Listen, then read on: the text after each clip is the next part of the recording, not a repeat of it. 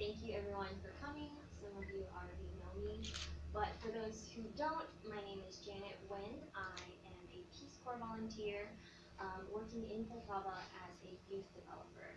I work for the Department of Family, Youth, and Sports. I also work for many different organizations within Poltava, and I work primarily with university students and occasionally school children as well. So my job mostly is to do different trainings for personal development and awareness about different healthy lifestyles, as well as HIV/AIDS, and developing workforce development and other things that develop youth. So I've been doing trainings, presentations, workshops, camps, mini camps, um, anything to help our youth of Poltava and Ukraine. So I'm going to start off talking about Peace Corps in general and why should we have Peace Corps in Ukraine? Why should we have Peace Corps in Poltava? So first of all, I put it in Ukrainian for you guys to read just in case. Let me step to the side. Basically, Peace Corps was originally created in 1961 by John Kennedy, and we have worked in over 140 different countries. Peace Corps, basically, our mission is to not only give the country that we're working in different skills, but also gain skills for different Americans. So it's more of a cultural exchange. Our three main goals are to spread different skills amongst the serving country, in this case, Ukraine. So my experiences working with different nonprofit organizations and NGOs, I help different organizations here from what I've learned, as well as working with children. Our second and third deals more about the cultural aspect of this huge exchange between Peace Corps volunteers and the host country nationals. So we want to help people understand America more and understand that America is very diverse. I mean, a lot of times people look at me and they don't think I'm American right away, but I was born in California. So we try to help people understand what it is to be American and what our cultures, what makes us unique, and what makes us a country. So also the last one is to bring back everything that we've learned to America. So I want to bring back all of the great things that I've learned about Ukraine and even some of the challenges that I've gone through, so that I can bring it to America and tell them, hey, this worked in Ukraine. I thought this was really cool. Why don't we try that in America? Um, so yeah, and if you guys have any questions, feel free to ask. I have a question. Sure. When you come back to America, which tradition or habits of Ukrainian will you definitely tell to your friends, parents, everybody? Actually, it's funny. We always joke about this amongst Peace Corps volunteers, but parts of the Ukrainian language have been very interesting because it's so different. So one of the words that I definitely will be using is bez, because the word for us is without, which is such a long word. So if I want coffee without milk, I'll just be like coffee bez milk. Like, it just rolls off our tongue. So some of the language we enjoy, and also some of the traditions, like Easter here is celebrated a lot more vigorously and it's so beautiful here. I love the Vishnubanka, and actually my family has come to visit. My sister visited in January, and my other sister and my cousin will be visiting later this April for my birthday. So yeah, so I'm already trying to spread more awareness about Ukraine, about where it is, about the temperature, about the customs and cultures, and about how beautiful the country is. Because a lot of things here people don't know about or don't understand about Ukraine. Actually, asking a lot of Americans, people don't know where Ukraine is geographically. It wasn't until my dawn that people started getting more aware about Ukraine now. And honestly, people think that there's a huge war going on in the entire country, and they kind of don't understand the situation. So when my sister and my cousin said that they were coming over here, people kind of freaked out. They're like, "No, you're gonna die!" And then, I mean, look at us in here, you know, like we're pretty safe.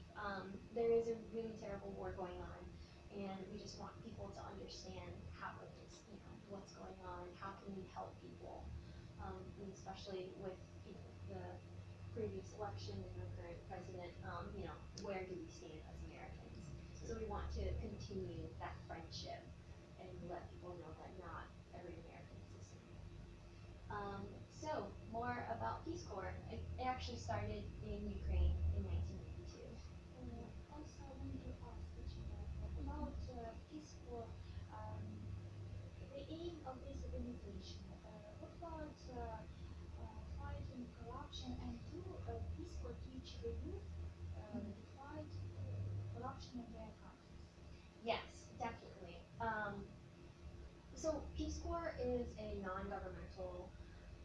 It is a government organization as far as America knows, but within Ukraine, we don't directly associate ourselves with the government. We don't associate with the war. We are very unbiased, and so we're mostly here just to exchange knowledge with people. And as a youth development volunteer, one of my primary goals is to combat anti-terror or anti-corruption and kind of teach young children, like, you know, this is some ways you can start changing your life. I've done a few trainings actually in association with some kids that I had taught at a camp. We had Model United Nations camp last summer. I was the director, and our topic, we had three topics, and one of them was anti-corruption. And so the students represented different countries and learned different ways on how they can be, they can implement more solutions for anti-corruption. Yeah, so we do tackle that, but on a smaller scale and a more like intimate scale. Like we talk directly with youth, whereas like it's hard for us to like go to the government and be like, hey, stop being corrupt, because you know we're outsiders. But yeah. So yeah, in Ukraine, we actually work in education, and so we've had a few chapel volunteers, that's what we call them. We have one here currently as well. His name is Katie Menzies. And then we have youth development, which is meditation does look like.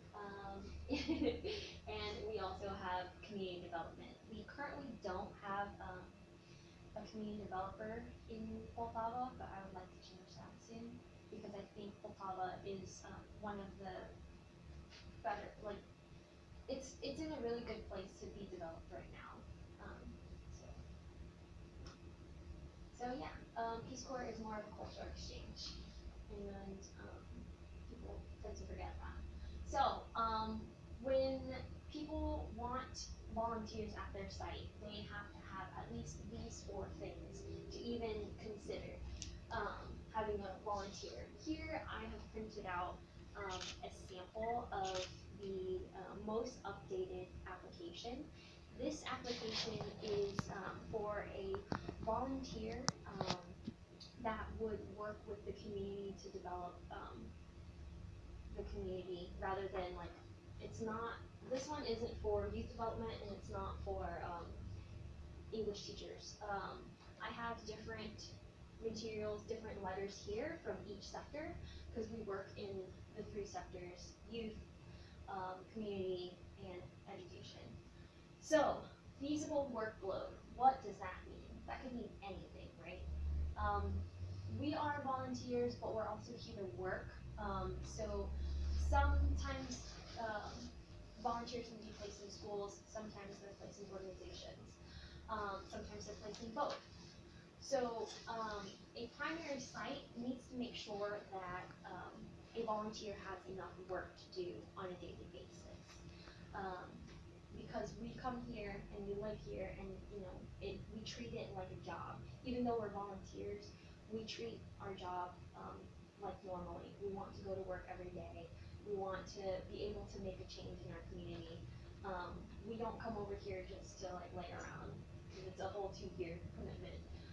So primary sites get at least 50% of our time.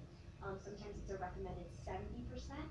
And primary sites also have to have at least 30% with other different organizations that would be willing to work with a volunteer. So in my case, I work with the department, but half of my time I work with other nonprofit organizations in Poltava to keep me busy.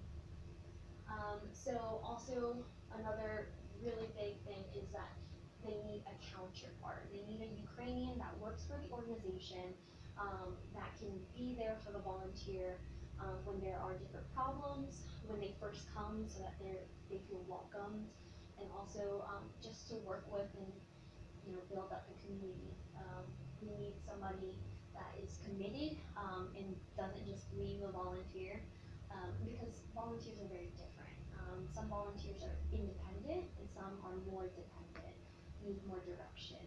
Um, Another thing that's a big one is a physical workspace. The volunteer must have at least a desk and a chair in some type of room that has someone else working there, at least one person, so that they won't go crazy. Also, appropriate housing.